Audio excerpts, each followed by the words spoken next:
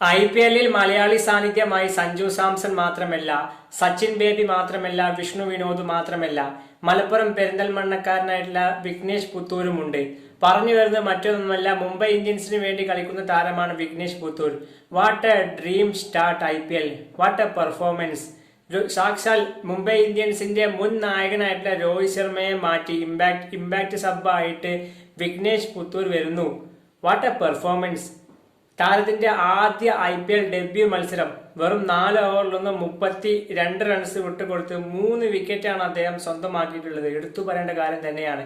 ഇതിൽ ആദ്യം ഗൈക്വാദിന്റെ വിക്കറ്റ്, അതിനുശേഷം ശിവൻ ഡൂബയുടെ wicket. What a performance. Vignesh പുത്തൂരിന്റെ ഒരു വലിയ സ്റ്റോറി ഉണ്ട്.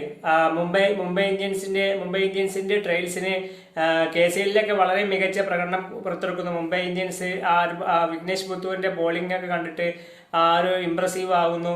എന്നാൽ മുംബൈ ഇന്ത്യൻസിന്റെ ക്യാപ്റ്റനായിട്ടുള്ള ഹാർദിക് പാണ്ഡ്യക്ക് വിഘ്നേഷ് പുത്തൂർ പന്തെറിയാൻ വേണ്ടി ക്യാമ്പിൽ പോകുന്നു.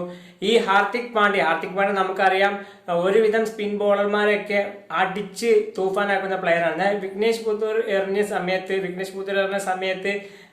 വിഘ്നേഷിന്റെ പന്തിൽ ഒരുപാട് സ്ട്രഗിൾ ചെയ്തിരുന്നു ഹാർദിക് പാണ്ഡ്യ. എന്നാൽ ഹാർദിക് പാണ്ഡ്യ റെക്കമെൻഡ് ചെയ്തതാണ് വിഘ്നേഷ് പുത്തൂരിനെ, മുംബൈ മാനേജ്മെന്റിനോട് ഈ ഒരു പയ്യനെ എന്തായാലും പൊക്കണം, എന്ത് വില കൊടുത്തും ടീമിനൊപ്പം ചേർത്തണം.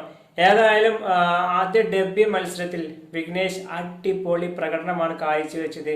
ഒന്നും പറയാനില്ല. കാരണം ഒരു വിധത്തില് ട്രെന്റ് ബോൾട്ടിനാവട്ടെ, ദീപക് ചാറിനാരെ മുംബൈ ഒരു മികച്ച പ്രകടനം, ഇപ്പം മിച്ചിൽ സാറ്റ്നറാവട്ടെ മികച്ച പ്രകടനം പുറത്തെടുക്കാൻ സാധിച്ചില്ല. എന്നാൽ അവിടെയാണ് വിഘ്നേഷ് പുത്തൂർ 3 വിക്കറ്റ് സ്വന്തമാക്കിയിട്ടുള്ളത്. ഏതായാലും താരത്തിന്റെ നമ്മുടെ ചെക്കന്റെ ഇന്നത്തെ ബോളിംഗ് എങ്ങനെയുണ്ടായിരുന്നു, നിങ്ങളുടെ അഭിപ്രായം എന്തായാലും വീഡിയോക്ക് താഴെ കമന്റായി രേഖപ്പെടുത്തൂ.